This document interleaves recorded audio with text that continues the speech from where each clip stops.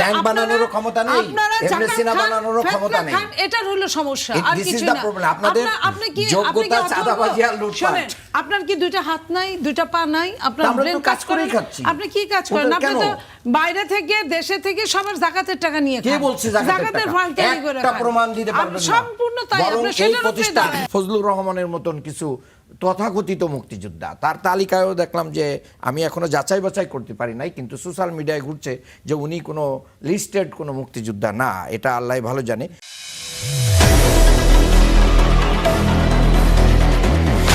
যে কর্মকাণ্ড সেটা দায় নিচ্ছেন না, যদি আজকে সেক্রেটারি জেনারেলের কথায় তাই ধরে নিই, কিন্তু বিএনপি কি ৭১-এর জামায়াত, আল বদর, আল শামস নেতাদের নামে যে শোক প্রস্তাব পাশ করে এই পার্লামেন্টে করলো, সেটা কি ইতিহাসের কাছে তারাও একটু দায় থাকলো না?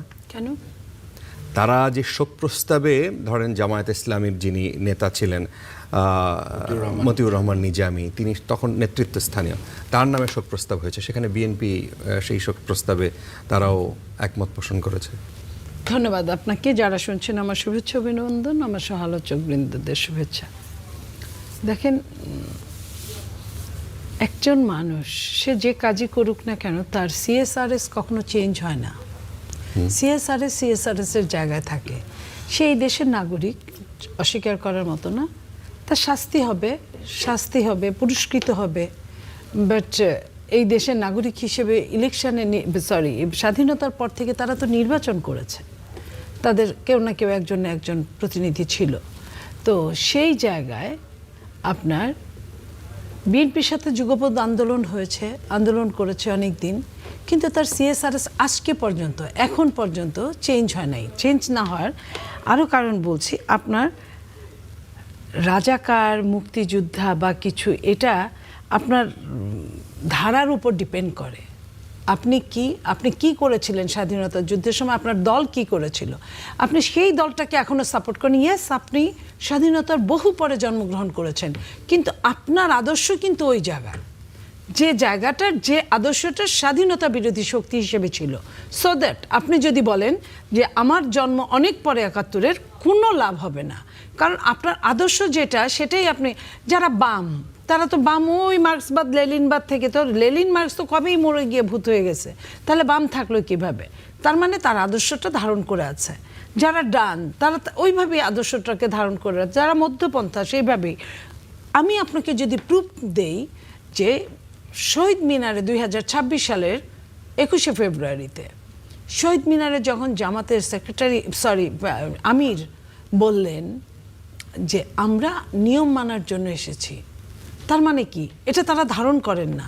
তারা রাষ্ট্রীয়ভাবে বিরোধী দল, তাদেরকে আসতে হয়, তাই এসেছে।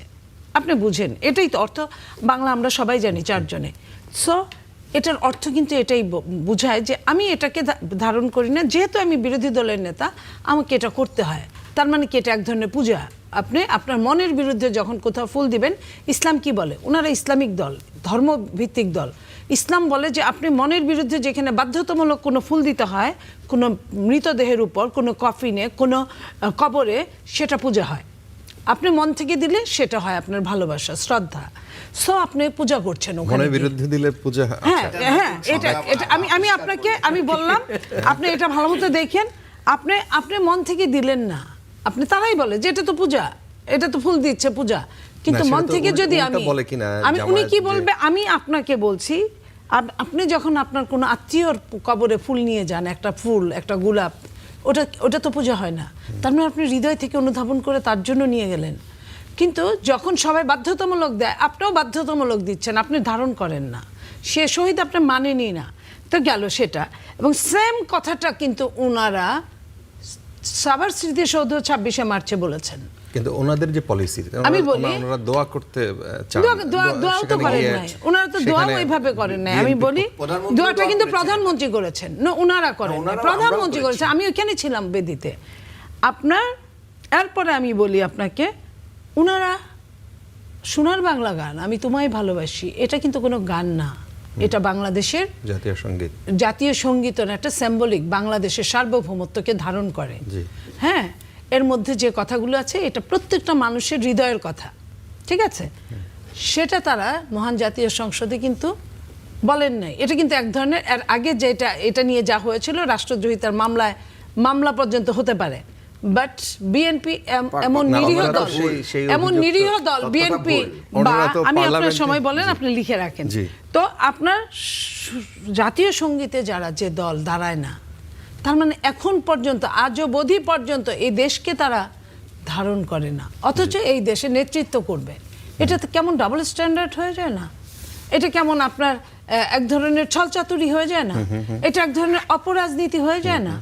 তো এই অপরাজনীতি যারা অভ্যস্ত অপরাজনীতিতে, তারা দেশের কি মঙ্গল করবেন? তারা নারীদের কি মঙ্গল করবেন? তারা আপনার জাকাতের চেয়ে, ফেতরার চেয়ে, নীলার চেয়ে এটা আরেকবার better। বলেন, আপা। আমি আবারও বলছি যে চাঁদাবাজির শাস্তি আছে, অপরাধের শাস্তি আছে, মার্ডারের শাস্তি কি 302 ধারা, আর নর্মাল শাস্তি কি আপনার অ্যাটেম্পট টু মার্ডারের শাস্তি কি? দুটো তো এক না। একটা আপনি যেটা করছেন, আপনি তো সম্পূর্ণ অন্যায় দিয়ে আপনি ইসলামী ব্যাংক বানাইছেন, আপনি পরিবহন বানাইছেন, আপনি আপনার মতো করে বাংলাদেশের অনেক জায়গা জমি কিনছেন, আপনার মতো করে বাংলাদেশে তো তাহলে গাড়ি- সব আপনি- জায়গায় জামাত আপনি তো শিবির সরকার আছে। না, আপনি তো সামন্তবাদ বুঝছেন? হয়ে গেছেন, এখন তো আপনি একটা আতঙ্কে সামন্তবাদ আছেন, হয়ে ঘুমাইলেও গেছেন, দেখবেন যে আপনি পুঁজিবাদ ঘুমের ঘরে কাকে জামাত বলে? শিবির আসতেছে। আপনি এসালমের কথা আমরা বলি, আমরা বসুন্ধরার কথা বলি, আমরা আপনার কি সালমান এফ রহমানের কথা বলি, এটার সঙ্গে আপনারা জামাত হয়ে গেছেন। ওরকমই এটাও আপনারা জামাত, তাই না? ওরকম, হ্যাঁ, এটা এরকমই শেখ হাসিনাও আপনারা জামাত, হয়েছেন। খালেদা জিয়া শোনেন, বড় জামাত, কোন বুঝছেন? সরকার কি ম্যাডাম আলাদা জিয়া করে হচ্ছে বাংলাদেশের আপনার সবচেয়ে কি বড় বলে? জামাত। আপনি এখন ঘরে ঘরে থানায় আপনি কি ইবনে সিনা বানাচ্ছেন, থানায় আপনি আপনার বিভিন্ন তা আপনার সমস্যাটা কি? আমার এমনি সিনা কোনো তো সমস্যা মানুষের নাই, মানে আমি সেবা নিচ্ছি, আমি তো আপনি টাকা যেটা দিয়ে দিতে সেবা নিচ্ছি। পারছেন না, রাষ্ট্র এটা আপনার যে সিস্টেমের মৌলিক সমস্যা। অধিকার দিতে পারছে না, এমনি সিনা আমার যদি সমস্যাটা পারে, কোথায়? তার মানে আপনারা পারেন না, আমার আপনাদের দ্বারা সমস্যাটা আগামী হচ্ছে দিনে সিস্টেমের সমস্যা। রাষ্ট্রে কোনো অন্য কিছু সমস্যা মানুষ তো নাই। আশা করতে পারে না। আমার আপনাদের সমস্যাটা ব্যাংক বানানোরও ক্ষমতা নেই, আপনারা এমনি জাকাত সিনা খান, বানানোরও ফেতরা ক্ষমতা নেই। খান, এটার হলো সমস্যা, আর This is কিছু the না। problem. আপনাদের আপনি কি যোগ্যতা অথর্ব? চাঁদাবাজি আর লুটপাট। শোনেন, আপনার কি দুইটা হাত নাই, দুইটা পা নাই, আপনার আমরা তো ব্রেন কাজ কাজ করে করেই না? খাচ্ছি। আপনি কি কাজ করেন? ওদের আপনি কেন? তো বাইরে থেকে দেশে থেকে সবার জাকাতের টাকা নিয়ে কে খান। বলছে জাকাতের টাকা? ফান্ড তৈরি করে একটা খান। প্রমাণ দিতে পারবেন না। সম্পূর্ণ তাই, বরং আপনি এই সেটার উপরে প্রতিষ্ঠান দাঁড়ায় আছেন। ইসলামী ব্যাংক এমনি আপনি সিনা যে জাকাতের পরিমাণ ফান্ড দিয়ে জাকাতের আপনি টাকা গুপ্ত দিয়ে বানাচ্ছেন, স্কলারশিপ সুপ্ত দেয় বানাচ্ছেন, এইসব সাধারণ করছেন। মানুষকে, সেটা আপনার ধারণার বাইরে।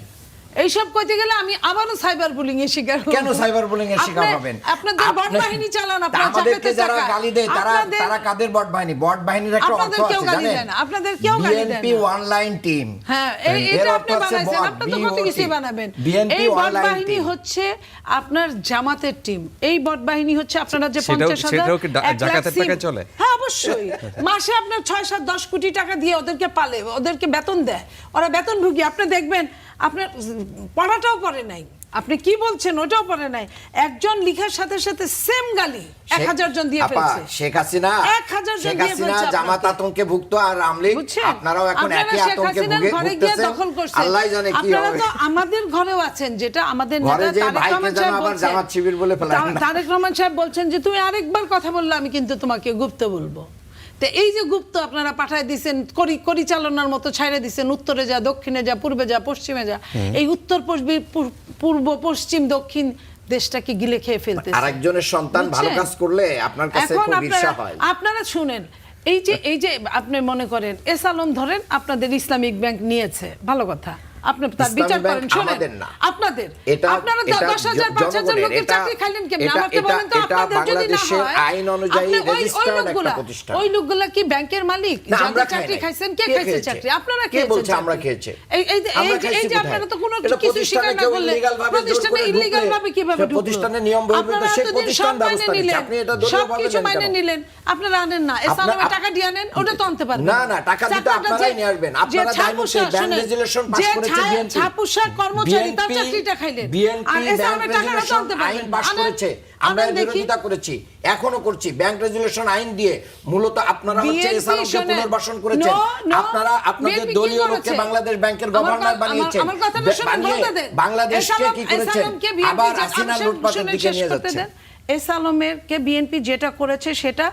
ওই টাকাটা বাইরে যে টাকাটা সিঙ্গাপুরে গেছে এখানে ওইখানে গেছে ওটাকে ফেরত আনার একটা বন্দোবস্ত করা কৌশল, হচ্ছে। এটাও একটা কৌশল। অবশ্যই ভাগ নিবেন অবশ্যই। কত পার্সেন্ট? সাইফুর রহমান খান পার্সেন্টের টাকাকে ইতিহাস তো আছে আপনাদের। শুনেন, পার্সেন্টেজ যেটাই থাকুক না কেন, পেটি বর্জ্য আর বর্জ্যর মধ্যে পার্থক্য আছে। শোনেন, বুঝছেন, শোনেন। ঘরের টাকা যদি ঘরে ফিরে ওখানে আসে মনে হয় বড় এটার জন্য অফার আপনার হয়েছে জন্য যে খুশি হওয়া উচিত। আমাদেরকে সুযোগ দেন, এত পার্সেন্ট দিয়ে দেব। অফারটা আচ্ছা। আপনারা নেন, বিভিন্ন জায়গায় যায় শুনি 100 কোটি 200 কোটি জামাতের আপার আমির সময় গিয়েছিল, শেষ হচ্ছে। ওইখানে আচ্ছা। বসেছিল না, না, জামাতের আপার সময় আমির বাংলাদেশের আমাদের পুরো- অমুক জায়গা থেকে পুরো 100 কোটি টাকা নিয়ে অনুষ্ঠানের আসলো, সময় শেষ। 200 কোটি টাকা নিয়ে আসলো। এই একটা দ্বিচারিতা আছে বড় ধরনের। কোন দুই দল এই আপনি BNP কাকে এবং দেখাইলেন? আওয়ামী লীগ। আচ্ছা জামাত দুই দলেই জামাত বাদ একটা গেল। বড় দ্বিচারিতা আছে। এখানে তো আওয়ামী লীগ নাই। মানে জামাত বাদ গেল। আমি আওয়ামী লীগ কেউ নাই, কিন্তু আমি দুই দলকেই মিন করছি।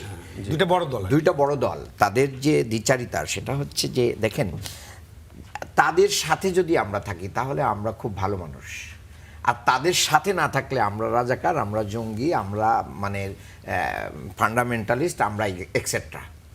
এই দুইটা দলই কিন্তু দেশ, জাতি, গণতন্ত্রের প্রয়োজনে এই জামাত ইসলামীকে সাথে নিয়েছে এবং একসাথে বসে মানে সমস্ত কার্যক্রম পরিচালনা হচ্ছে লং সে টাইম। কি দেশ জাতির প্রয়োজনে নাকি সংসদে ক্ষমতার প্রয়োজন? হ্যাঁ, দুইটাই আমরা ধরে নিই, আমরা গিয়েছি দেশ জাতি গণতন্ত্রের প্রয়োজন। আচ্ছা, তারা এটা আমাদের ব্যাখ্যা। আচ্ছা। আর কেউ ক্ষমতার মোহে যদি সবকিছুকে কেন, জায়েজ আপনারা করে নেয়, 2001 সালে তো সরকারে ছিলেন তো? না, আমরা সরকারে ছিলাম, ঠিক আছে, ক্ষমতা তার ভাগ আগেরটা আমরা পেয়েছেন তো? কিন্তু নিঃশর্ত মানে সমর্থন দিয়েছি, কোনো প্রকার বেনিফিট আমরা গ্রহণ করি নাই। দেখেন, এই যে দ্বিচারিতা, আওয়ামী লীগ এবং বিএনপি সব জায়গায় রাজাকারদের বড় ধরনের পুনর্বাসন কেন্দ্র ছিল। দুইটা দলই রাজাকারদেরকে পুনর্বাসন করে বাংলাদেশের রাষ্ট্রীয় ক্ষমতাকে এনজয় করেছে। কিন্তু তাদের সাথে থাকলে সে সময় আপনি মুক্তিযুদ্ধের পক্ষের শক্তি। এই আওয়ামী লীগের সাথেই তো আমরা বিএনপির বিরুদ্ধে আন্দোলন করেছি। এটা ছিল 96 যুগপৎ আমি আন্দোলন, স্টুডেন্ট, দেখেন যুগপৎ আমরা আন্দোলন। আন্দোলন করেছি, এই মুহূর্তে দরকার কেয়ারটেকার সরকার। কি আন্দোলন? সেই আওয়ামী লীগ আবার কি করেছে? এই কেয়ারটেকার সরকারকে ধ্বংস করেছে। আবার আলবদর আলশাম যে বাহিনীগুলো ছিল, এটা কিন্তু সরকারিভাবে ওই সময় নিয়োগপ্রাপ্ত একটা আধা সামরিক বাহিনীর মতো করেই ছিল। কাজে এটা জামাত ইসলামী তৈরি করে নাই, এটা ওই সময়ের সরকার তৈরি করেছে। সেখানে যারা যোগদান করেছে সেই বাহিনীগুলো, তাদের নাম আছে, তালিকা আছে, তারা বেতনভুক্ত ছিল। সেখানে কয়জন মুসলিম লীগ, কয়জন নিজাম ইসলামী, কয়জন জামাত ইসলামী, এগুলো আইডেন্টিফাই না করেই ঢালাওভাবে আলবদর আল শামস বলা হয়। এবং এই ফজলুর রহমানের মতন কিছু তথাকথিত মুক্তিযোদ্ধা, তার তালিকায়ও দেখলাম যে আমি এখনো যাচাই বাছাই করতে পারি নাই, কিন্তু সোশ্যাল মিডিয়ায় ঘুরছে যে উনি কোনো লিস্টেড কোনো মুক্তিযোদ্ধা না, এটা আল্লাহ ভালো জানে। তো এখন আমাদের সিনিয়র একজন নাগরিক এবং সাবেক সচিব, উনি বলেছেন যে আমরা হাত কাটি, রক কাটি, অনেক ধরনের কথা বলার চেষ্টা করেছেন। আমি ইসলামী বিশ্ববিদ্যালয় কুষ্টিয়া ইসলামী ছাত্র শিবিরের সভাপতি ছিলাম এবং আমি স্টুডেন্ট লাইফে মৌলানা মতিউর রহমান নিজামীকে সংসদে চ্যালেঞ্জ করতে শুনেছি যে জামাত ইসলামী কোথাও রক কাটার রাজনীতি করে না, যদি করে আপনারা প্রমাণ করতে পারেন, আমরা রাজনীতি ছেড়ে দেবো। কোথাও জামাত ইসলামী কোনো জায়গায় রক কাটার রাজনীতি করে না। চট্টগ্রামের সম্প্রতি সিটি কলেজে ছাত্র দলই আমাদের একটা ছেলের একবারে রগ এবং পায়ের শুদ্ধ কেটে ফেলেছে। তাহলে অন্য নিজেদের ত্রুটি ঢাকতে মিডিয়াকে ব্যবহার করে যারা এইগুলো আমাদের বিরুদ্ধে অপবাদ দেয়, এটা মূলত আদর্শের কাছে পরাজিত হয়ে এটা দেয়। আর যদি আমাদের এত অপবাদই থাকতো তাহলে ডাকসু, জাকসু, রাকসু, চাকসু বিভিন্ন জায়গায় ছাত্র সমাজ তো আমাদেরকে ওয়েলকাম করতেছে। ছাত্র সমাজগুলো আমাদেরকে তো তাদের নেতৃত্বে এগিয়ে দিচ্ছে। তার মানে বাংলাদেশকে ধারণ করে, বাংলাদেশের স্বাধীনতাকে ধারণ করে, বাংলাদেশকে দুর্নীতিমুক্ত করার জন্য, বাংলাদেশে একটা আদর্শিক সমাজ গড়ে তোলার জন্য যেই লুটপাট হয়েছে বিএনপি এবং আওয়ামী লীগ উভয় আমলে হয়েছে। হাওয়া ভবন তো বিএনপির আমলেই তৈরি ছিল, আওয়ামী লীগ তো ব্যান লুটপাটে এবং শেয়ার বাজার লুটপাট করে শেষ করে দিয়েছে। কাজে এই জাতীয় রাজনীতির সাথে তো বাংলাদেশের জামাত ইসলামীর পক্ষ থেকে 2 জন মন্ত্রী ছিল, 3টা মন্ত্রণালয় চালিয়েছেন, 1 টাকা দুর্নীতির সাথে তাদেরকে কোনো অ্যাটাচ করা যায় না। এর চেয়ে আর ভালো ডাইনামিক আইডিওলজিক্যাল পলিটিক্স কি হতে পারে? বাংলাদেশের মানুষ কিন্তু এখন সেই দিকেই যাচ্ছে। যদি এই সম্প্রতি নির্বাচনে যদি ডিপ স্টেট যদি কি না করতো, এখানে ইন্টারফেয়ার না করতো, তাহলে জামাত বা বিরোধী দল এনসিপি সহজে জোট 11 দলীয় তারা আরও অনেক ভালো করতো বলে জাতির লোকেরা